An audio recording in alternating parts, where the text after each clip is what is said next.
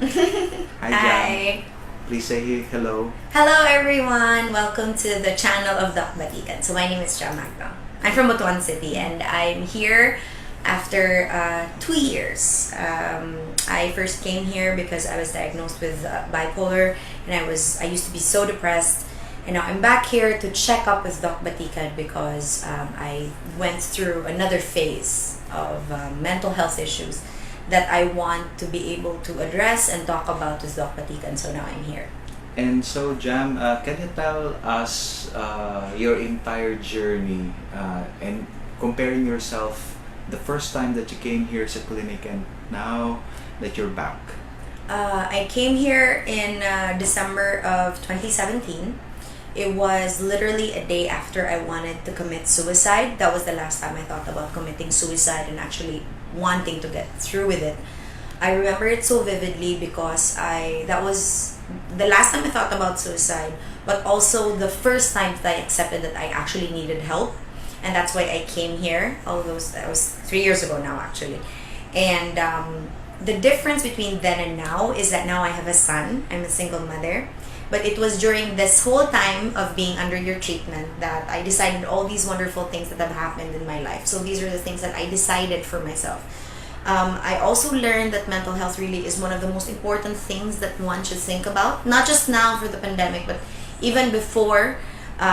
In order for us to be better people, we need to also think about how well we are mentally. And the difference between then and now is that now everything is so clear. Everything is normal, especially when it comes to mental health. That's why I've become a mental health advocate. It's because I want to be able to help other people, because I know that we all have mental health issues, and because it's such a taboo, nobody talks about it. And when you go to a psychologist, automatically buang na ka, you're crazy. It's not the issue. If you're watching this and you believe that your friends or your family can no longer help you, you should really seek professional help, because that was one of the best, most incredible decisions I've ever made, was to actually seek professional help and not judge myself for being crazy, but to really acknowledge that problems like this do happen to no matter who you are, rich or poor, with family, without family, with friends, without friends. We all need somebody to talk to that is not somebody who knows us personally. But of course, it's a journey. So the difference between then and now is that I've become better. As what Doc Batikan says, the problems I do have now is not as bad as it was before, and I know that personally. I have no longer thought about suicide since then. I fully embraced that my life is valuable, that of course as a mother I have to be an example to my son, and that's one of the main reasons why I want to talk about mental health, is because as a single parent and as a mother at that, I am also worried about postpartum depression and getting it, because I'm the only person that my son can count on aside from the staff that we do have at home. But of course, because I am his sole legal guardian, I have to make sure that I'm mentally capacitated to be a mom. And nobody actually prepares you for it. But I feel now that because I dealt with my mental health issues and continue to deal with my mental health issues, I become a better mom. So I get to compartmentalize, as what Doc Batikan has taught me so well actually, is to compartmentalize many things in my life and to really deal with the internal struggles that I do have in order for me to become a better parent. Very miss you. And so far, ano yung mga changes sa life mo now that you become a mother? I know it's a lot of surprisingly, I've become very less. The very first thing that really changed is that I really, really, really stopped caring about what other people thought of me. I really just only have an audience of 2 people, God and my son. So that's really what changed for me. There is no audience. There is only my son. Because what matters most is that I raise somebody who is better than me. That I am contributing to a better world by raising a better man. So instead of complaining about so many things that don't make sense, of the many things that people are usually cynical about, I really stopped being that and focused on the things I can change and can control. So that is myself and raising my son. So these are the things that one thing that really changed dramatically for me is that how I'm able to deal with so many things now more logically, more. I think I've now come to a level of calm. I know it may sound weird if you know me personally. There is no calm within me because I'm a very outgoing person. But I think when I became a mom, things just really focused for me, and there's perspective and drive and purpose because my son struggled when he was born, and I didn't think that he was gonna survive it, and neither would I had it happened. But what I feel now is that we are now living with a purpose, and that is one of the most important things that I think changed within me when I became a mom because I get to focus on something. I finally have dreams. I hope this is relatable, no? But when I was single, I didn't live for anybody. But now that I'm a mom, I'm living for my son. I finally am able to have dreams, not just for us, but for me. I finally have dreams. I finally have career goals. I finally have business goals. And I finally get to do the things that I want to do without the fear of being judged. Because for me, the only audience and the only person to judge me is either God or my son. So I think these are things that really changed within me when I became a parent. So I hope it's the same for other people. Wow. Jam, I'd like to ask you this question, especially sa mga interested, for those who are undergoing some crisis or those who have been dealing with some mental health issues. How do you deal with stress, anxiety, and mood problem? I block it out. I think I've become the CEO of blocking people out. The first time I came here, that was one of the things you taught me, was to compartmentalize within myself and my brain those things that made me feel inadequate and those negative thoughts and those things that really affected my peace and my mental health in general. So automatically, when something is negative, and as long as it is negative in the sense that it will disturb my peace, I block it out. Regardless, you can be family, you can be friends, you can be an acquaintance, you can be somebody random. If I feel that you are disturbing my peace, you gotta go. And I've built on that. Sometimes they say, or sometimes I realize it might be because of the trauma, the withdrawal part of withdrawing from something.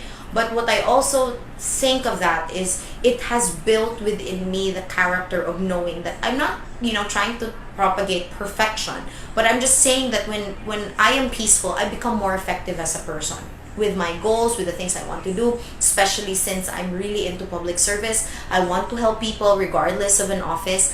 I want to be able to serve other people and continually do it and continually be an example for other people as well as my son. So it's very important that I really focus on that. So one of the things that I learned is, yes, again, I block people out. Number 2, when it gets too much, I'm honest. When it is too much, I am honest and I demand for rest. I get professional help. Number 3, honestly, I'm going through a lot of trauma right now. In the last few months of this pandemic, on top of the pandemic, I went through a lot of stress and trauma. And one of the things that I really had to face was, despite all of the trauma that I felt, I had to seek help. I had to come back here. I had to face it. I needed time to rest and think and accept that anxiety has gotten the best of me. And it doesn't make me any less of a mother. It doesn't make me less of a friend or a public servant. It only reinforces the idea that in order for me to be more effective, in order for me to be more helpful to other people, I need to take care of me. Nobody shares from an empty cup. You shouldn't share from an empty cup. So you need to be happy. You need to feel love within yourself and from other people, and always choose the company that you keep. Always hang out with like-minded people, with people who are kind to themselves and to others. Always practice self-care as well, and then always make sure that you are able to communicate what you need with the people around you. Because if you can't be honest to the people around you about your mental health, about what you need, and about stress and all these things, you're never going to be able to find peace. You're never going to be able to heal from anything that breaks or hurts you. So with anybody, if you're watching this and you are not okay, remember that it's okay to not be okay. It's okay to communicate. It's okay. What's not okay though is ranting too much and not actually doing anything about it. I don't advocate for ranting. I'm totally against, because I rather that I would always be pretty, and I would always be positive, and I would always just bring good vibes to other people. So if you are a fan of ranting, why don't you see somebody like Dr. Batikan and rant to him? In order so that you don't share your negativity with other people. You don't affect other people negatively.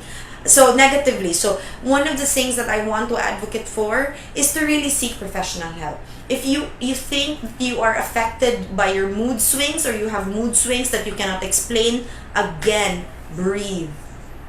It's so mundane, it's so basic, but it's very effective. It's okay to walk away from certain things that don't help you. It's okay to walk away from situations where you feel that you're being attacked, you're being abused, you're being stepped on, you're being hurt. It's okay. It's okay to save yourself. As for me, I walked away. I left my comfort, what seemed like my comfort zone. I left it and I stood on my own and became fiercely independent. Maybe it's a trauma coping mechanism, maybe it isn't, but for me, it's what helped me, because I acknowledged that I'm not okay. I accepted that I need help, and I went to get help so that I am able to go back to the life where I am in the service of with my staff, with my circle, with my son, and most especially the people that depend on me. Jam, how important is moral support or social support in the treatment of those people facing difficulties or with mental health issues? Integral. Most important. Because number one, when you have a friend that you know is going through treatment, don't think they're crazy. One thing I learned though is to be an effective friend, don't tell them that they are wrong. Don't make them feel that their mental health issues are easy. They never are. One of the hardest things to deal with is my own brain. And I don't need somebody telling me that, oh, because you're so stubborn, oh, because you're this and that. You're not a doctor. You're not a psychologist. You don't, as a friend, you're supposed to be the kind of friend that says, you know what? You need to get help, go get it. You need money for your treatment, here you go. You need a ride to your treatment, here you go. Do you need somebody to buy you food when you're done with treatment? Here you go. Do you need a person to deal with all of the things like booking a hotel or just the logistics of your treatment? There you go. That's the kind of friend or support that we all need. Personally, that's one of the things I'm most grateful for, because I didn't have family dealing with part A of my treatment and part B of my treatment. Back then it was just me, and until now it's just me. I left my son with very capable people and friends back home, and that was the only thing that ever worried me. And for right now, I got a ride from very good friends that wanted to help me. They brought me here. They helped me book a good and a good hotel. They just let me be. Because one of the things that I want to also tell people, don't hover on people that are going on treatment. Don't keep on asking if they're okay. They will share if they want to. But if they don't want to, because one of the things I learned during my treatment is the only time I want to be alone. It's the only time I want to be alone. I'm a very sociable person. I thrive on social things and social events and social settings. But when I'm under treatment and I'm here, I want to be alone. And I just want to be able to leave and get my treatment here and go back home and be welcomed with the kind of support that I'm already getting and I'm already so grateful for. So it's really very important. So if you have a friend or a family member or if you know of somebody who's going through treatment, just be that kind of person for them, and it would really, really help. So yeah. Jam, how do you see yourself like 5 years from now? Wow. Two. I would probably be the youngest. Am I allowed to even say this? I'm probably gonna be one of the youngest ever female, one of the first female counselors of Butuan City. I know that's kind of a big thing to say right now because I'm not even, but probably in 5 years I'd probably be a really good and well-recognized public servant in Mindanao. That's a dream that I will finally put into words. I'd probably be that. But regardless, I'd still be Jam Magno. I'd still be the head of Team Why Reclamo. And in 5 years, I would probably have a 6-year-old son. And he will probably go to school, and we would probably relocate in Dumaguete City if I am not able to be in Butuan anymore. So that's what I would be in 5 years. I'd be happily single with a son. I probably still have thriving businesses. I probably would have been able to have my staff graduate from college and get their college degrees. I would have probably built myself my own house. I would have probably given my primary caregiver her own house. And I would probably have helped close to about 30 to 40,000 people by just relentlessly doing public service without any exchange and even without an honorable attached to my name. So I think that's what I'll be in 5 years. Yes. If you can give a message to your old self. Thank God you didn't kill yourself. Thank God that you had somebody save you. Thank God that you only had the perfect plan, but you were so bad at executing it. Thank God that you did not kill yourself the day before the event because you thought about the event more than yourself. Thank God that you always thought of other people before yourself when it came to things like this. Thank God that you never pushed for bad relationships. Thank God for not focusing on your inability to be in a relationship with a man and accepting that this isn't a bad thing. Thank God that romance isn't everything for you anymore.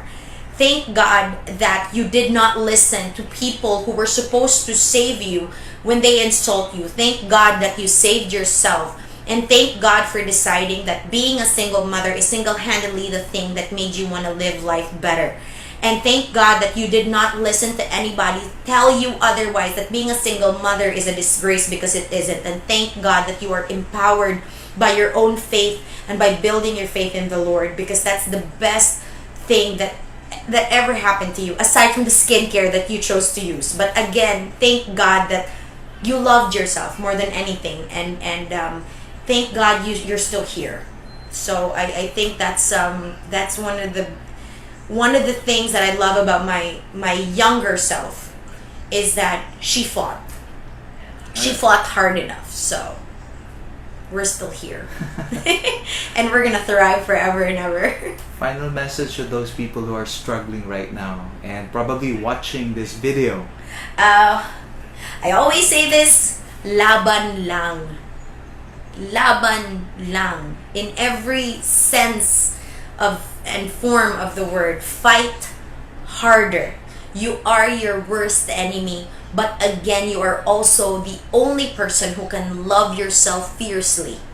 So I know it's a struggle, I know it's kind of confusing, but the concept is very simple. Fight. Fight for yourself. Fight for that one single person. Like in my case, it's my son. Laban lang. Laban for the things that you want to do with your life. It can and it will always happen if you work hard. Hard work is always going to be part and parcel of your fight. Life is not ever going to be perfect. It's going to be a lot of hard work and a lot of sacrifices, and you're going to face a lot more problems. But the most important thing is, if you thrive and strive with your, number one, with your belief in a higher being. You can believe in God or you don't. It's completely up to you. But if you learn how to pray, prayer helps. But besides prayer, because prayer alone, in this case, if you have mental health issues, go seek help. Go seek help go find somebody that understands you without even meeting them prior to that first meeting, because that's how I feel here with Doc Batikan. He's never met me. We've never crossed paths before. He was recommended to me by a boss who also lives here in Davao City, and that's what happened. And I feel now that he is closer to me than most of my family members, because he completely understands and completely made sense of all of the things that goes on in my head. So if you are not okay right now, look at me. I am an example of a survivor. I survived suicide because I said no, because I believed, even in the last bit of hopelessness, I still believe that I am worth something. And now, 2 years later, I am I think that I am probably the most valuable person in my son's life, and I am not wrong. So again, your problems, they have solutions. And if you can't find it yourself, please seek someone who can find the solution with you. It's okay to ask for help. Well said. Thank you very much, Jam. Say bye-bye. Bye!